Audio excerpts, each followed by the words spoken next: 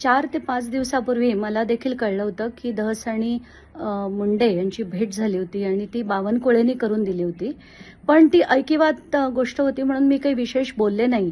पण आता जर हे धस यांनी कबूल केलंय आणि बावनकुळे देखील म्हणाले, तर त्याच्यानंतर मला अतिशय दुःख होतंय, राग येतोय की हे जे होतंय हे राजकीय सेटिंग न किळस येते या सगळ्याची मला.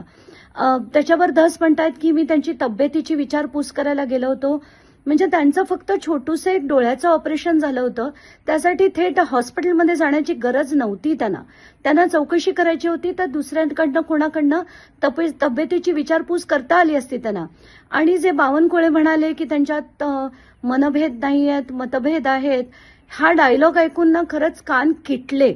आणि हे सगळं राजकीय सेटिंग बघून आता किळस येतोय, राग येतोय आणि असं वाटतंय की साधारण माणूस म्हणजे संतोष देशमुख सारखा साधा सरपंच ज्याला इतकं वाईट पद्धतीने इतकं निर्दयी त्याची हत्या झाली आणि त्याच्यात सुद्धा तुम्हाला जर राजकारण सुचत असेल, दुर्दैवी आहे.